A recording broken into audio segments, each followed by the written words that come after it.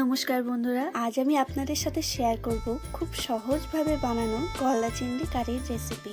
এই রেসিপিটা বানাতে বেশি মশলা লাগবে না, কিন্তু স্বাদ হবে একদম অসাধারণ। চলুন দেখে নিন তাহলে একদম শুরু থেকে শেষ পর্যন্ত।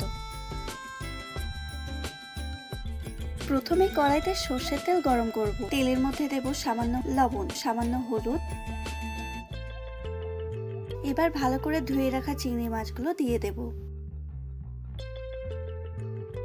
খুব বেশি চিংড়ি মাছ ভাজবেন না, নয়তো চিংড়ি মাছগুলো শক্ত হয়ে যাবে। বেশ, ভাজা মাছগুলো এবার তুলে নেব।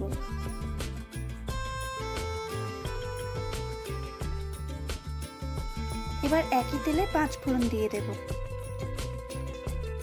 দিয়ে দেব পেঁয়াজ কুচি। মাঝারি আঁচে ভালো করে ভাজবো। পেঁয়াজ হালকা লালচে হয়ে আসলে রসুন কুচি দিয়ে দেব।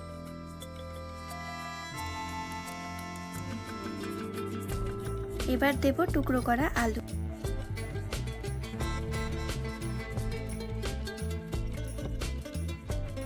দিয়ে দেব স্বাদ মতো লবণ। দিয়ে দেব হলুদ গুঁড়ো।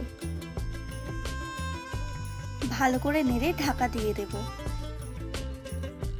ঢাকনা খুলে দিয়ে দেব ধনে গুঁড়ো, জিরের গুঁড়ো, মরিচ গুঁড়ো। এবার দেব লঙ্কার গুঁড়ো, ধনেপাতা কুচি। সব মশলা ভালো করে কষাবো। প্রয়োজনে অল্প জল দেব। আবার ভালো করে সবজি কষিয়ে ঢাকা দিয়ে দেব।